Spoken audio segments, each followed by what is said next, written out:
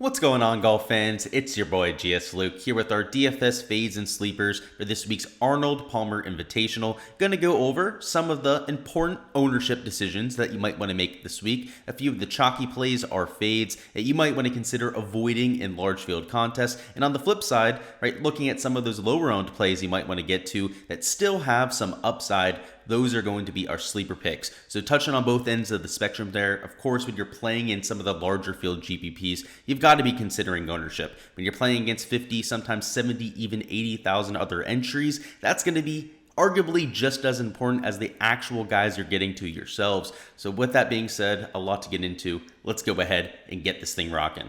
Alrighty guys, let's go ahead and start this off with a look at our fades. And first up at the lower end of the 9K range, we've got Patrick Cantlay, $9,100. And though he played excellently for us the last time out, top 3 finish there at the Genesis, unfortunately, he doesn't play much over here in Florida, and I'm really concerned about it. It's something that I've heard a few people bring up, but really, we only see him at the Players. And usually, at least we've only seen him like 3 out of the last 4 years, right? We didn't even play over there with the COVID year. So you take a look at the recent form, you'll see why a lot of people are still going to get there, right? The top 3 finish, top 26 the last time out, sure, missed the cut at the Waste Management, but everyone is going to have at least one bad start, right? Morikawa has a missed cut there, even Will Zalatoris coming back from injury, so it's not like he's the only one, right, in that elite tier range that has a missed cut on the record. So at this point, I have him getting moderate ownership. There's times that Cantlay is going to be 20, sometimes even about 25% owned, but in this elite tier field, 17, 18%,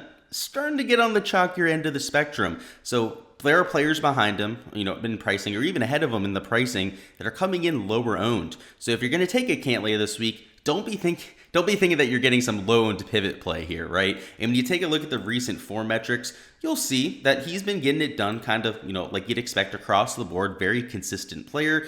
Isn't gaining real significantly other than off the tee, I'd say. Like approach plays under half a stroke, about a third of a stroke, both around the green with the putting, which is more than serviceable, right? Those are borderline elite numbers in every category. But when you get him on Bermuda, he tends to fall off a little bit, right? And I know it's a small sample size. We haven't seen him even play very much at this part of the schedule, but over there, TPC Sawgrass is a loser on the greens more often than not. And even his around the green numbers tend to kind of falter and go down a little bit when you get him on Bermuda grass. So perhaps that's why he avoids it, is because he doesn't have that familiarity. The event history kind of bears that out too, right? Just doesn't play here. You go up here, $9,100, has 0 starts over the last 5 years. So if you're looking for somebody in this lower 9K range, I think there's safer options. Xander has at least played this course at one time, right, over the last 5 years. Guys like Will Zalatoris, who are newcomers, right, at least played here last year and played well. Victor Hovland has played here a bunch, right, had the second place there last year.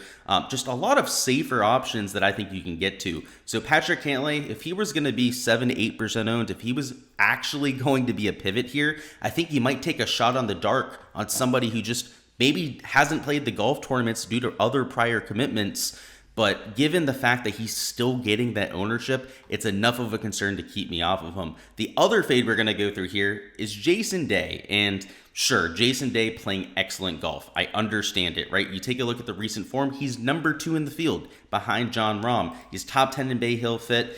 The issues that I have with Jason Day come down to the field strength. If you put Jason Day in a weak field event, you told me he was in 9 or even the 10K range and 15 to 20% owned, then I'm fine with it. I think he's capable of going out there posting top 5, potentially even a winning performance in, let's say, an average field strength for the PGA Tour. But in an elevated field, I highly question his ability to go out there and win. And now he's in the $8,500 range. It's not like he has to go out there and win this golf tournament. But when you have guys like a Jordan Spieth around him, who we'll talk about as a pivot a little bit later, that I think has a lot higher upside, at least in terms of like top 5 or winning, than somebody like Jason Day, and he's 5 times, at least 4 times lower owned than somebody there, then it's a pivot that I'm going to make almost every single time. And it's not just Jordan Spieth that we're going to talk about here in just a minute, but also Tom Kim.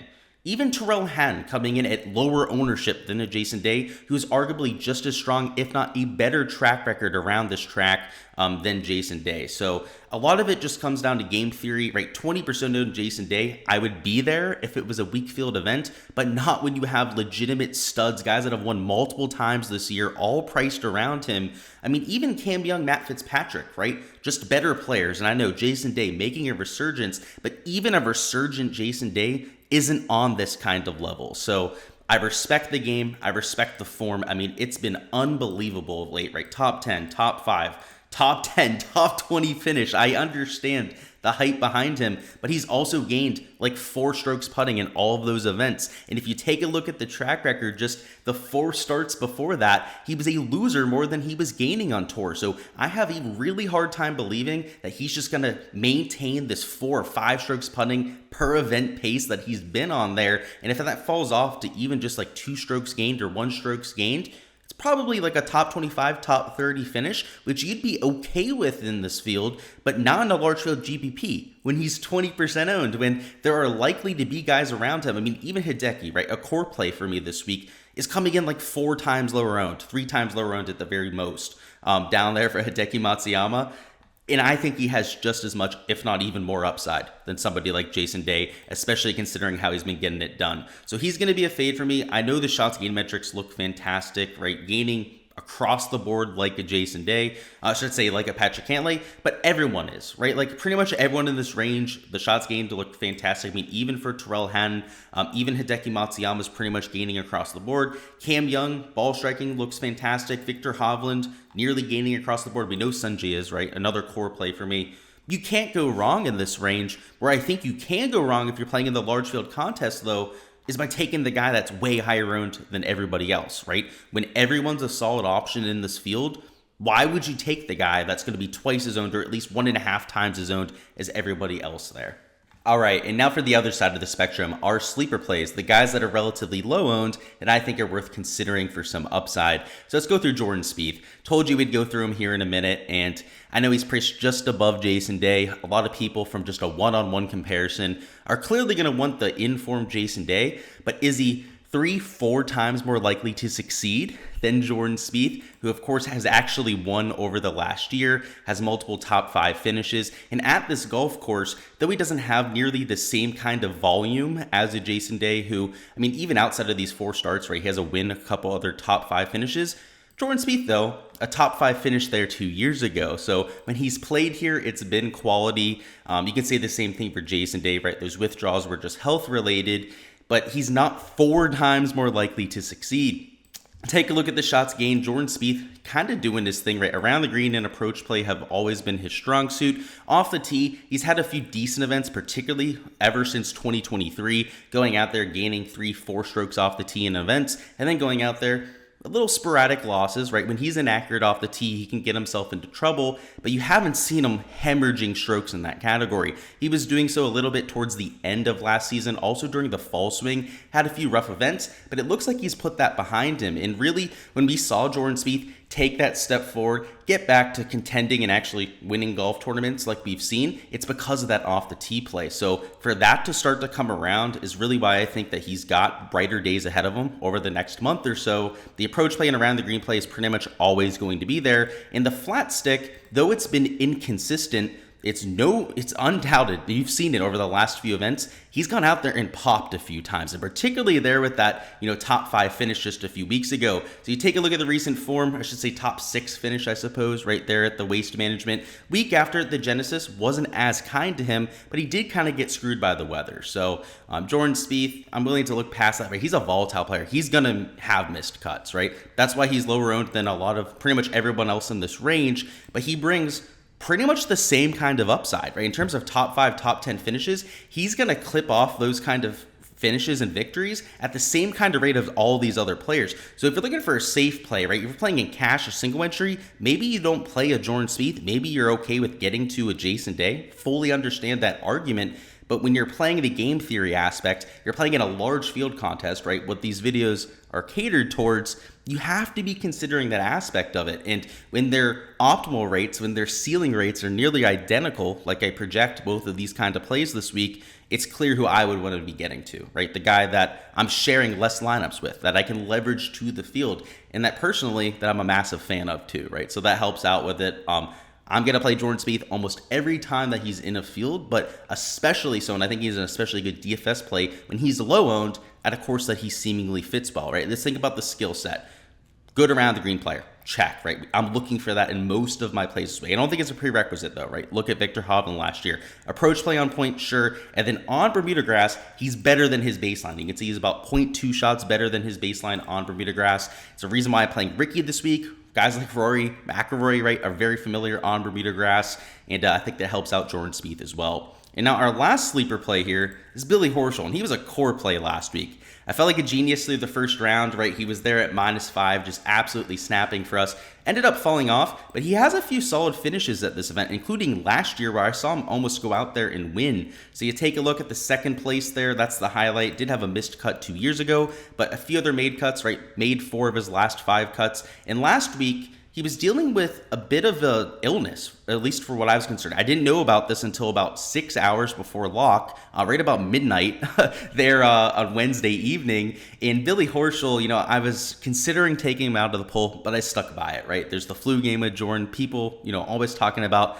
beware of the injured or sick golfer. And he went out there and shot -5. So I, like I said, felt like a genius for about, 12 hours there. He completely fell off, right? Ended up finishing in 42nd place. But I like the way that the swing looked early, and overall over the weekend, he was putting himself in position, right? Making birdie putts. He had a few blow-up holes, I have to say. So for the most part, I should say he kept himself in play off the tee. Did have a few water balls that kind of sunk the ship a little bit. But here around the API, right, with this track record, right, he finished second place last year in much worse form. He's played well at Muirfield Village, another comp course. His home course is TPC Sawgrass, which is my #1 comp course for this week. He's played well at a few other comp courses I have down here in Florida. I think 3.7% ownership is disrespectful. This guy is capable of finishing top 5, top 10 in this event. And sure, I don't think he's as likely as a few other names here, right? Even like a Ricky Fowler, right? I talked up as a value play, right? He's getting more ownership though. Shane Lowry, right? Coming in with form. Keith Mitchell loves this place, right? He's in the best form of his life at this point. But are they 3, 4, sometimes 5 times more likely to succeed than Billy Horschel? Absolutely not. And just look at the matchup market. Right? Go out there, shop some lines against a few other people in this range. They're going to be at best like -135 favorites. Maybe -150, right? If somebody's really taking a stand against Billy Ho, and you're getting 2-3 times X, the actual ownership. So if you're just looking at it from the numbers perspective, I don't even care if my modeling doesn't love him. It didn't love him last week, right? And it was a pretty decent play there, right? It didn't pay off in large field GPPs, but it was well worth the shot at low ownership.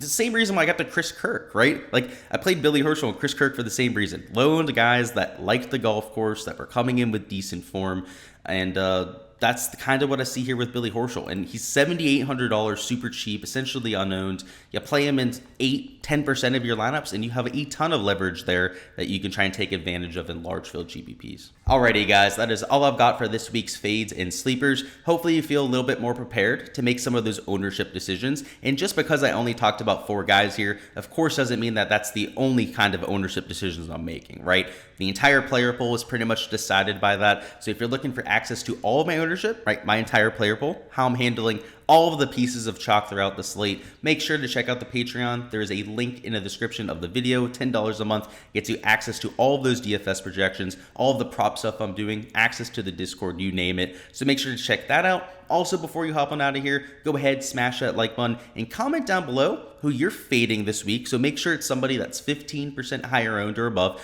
If you don't have ownership projections yet, I guess just do your best judgment with that, and then let me know who a sleeper player you're getting to is going to be. And that player has to be 10% or less owned. And again, use your best judgment if you don't have ownership projections in front of you. But would love to hear from you guys. Would love to see what you guys are thinking for some of those game theory decisions. But until next time, best of luck with all of your lineups, all of your outright bets if you decide to go in that direction. We're going to have a prop preview coming out later on tonight, so stay tuned for that. If you're looking for my thoughts on prize picks or underdog props. And then, of course, we'll have our weekly DFS live stream. That'll be tomorrow evening, Wednesday at 7 p.m. Eastern Time, covering all things that you need to know heading into the week, including my report from the Pro-Am tomorrow. I'll be driving up there early, going through the golf course, trying to take a look at a few players there in the range, and bring you guys all of that last second information that might very well make the difference. But until then, guys, like I said, best of luck. I appreciate all the support here on the channel, and let's get this cash.